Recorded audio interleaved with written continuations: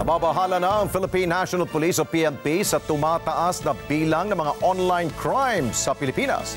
At dahil dyan, ipinag-utos na ng liderato ng PNP ang pagbuo ng Cyber Security Desk sa bawat istasyon ng pulisya. Mar Gabriel sa balita.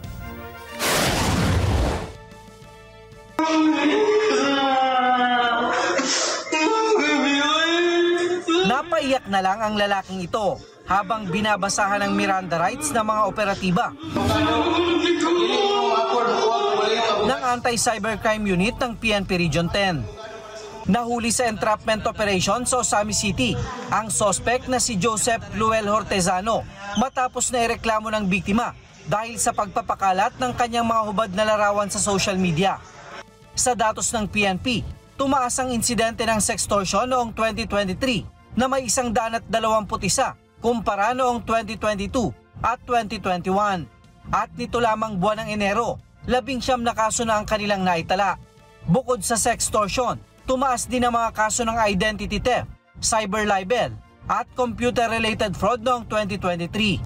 Kapansin-pansin naman na doble ang itinaas ng insidente ng online scamming na may higit 14,000 kaso noong 2023 kumpara sa higit 7,000 kaso lang noong 2022.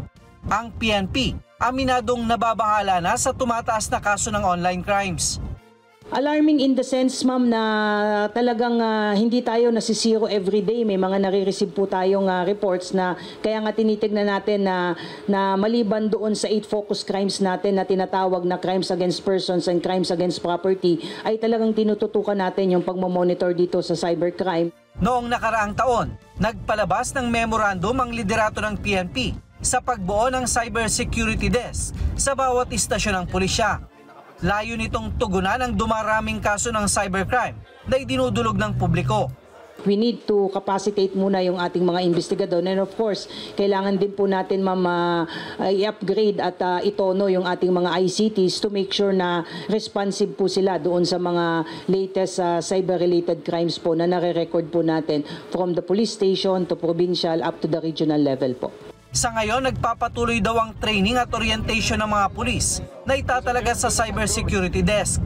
Ang PNP Calabarzon nakapagsanay na ng 52 cyber police mula sa iba't ibang istasyon. Maliban dito sa capacity building efforts po natin is yung sa prevention side. Kasi kung walang mabibiktima ay talagang mas malaki ang chances na makahabol pa rin tayo. Target ng PNP na makumpleto ngayong taon ang training ng mga cybersecurity desk sa buong bansa. Kasabay nito ang pagdaragdag ng kota ng recruitment para sa PNP Anti-Cybercrime Group. Mar Gabriel, para sa Mata ng Agila. Matatag, matapang, matapat. Maraming salamat sa inyo pong pagsubaybay sa Mata ng Agila Primetime. Para malaman ang matatag, matapang at matapat na mga balita, i-follow lamang at mag-subscribe sa @Net25 TV.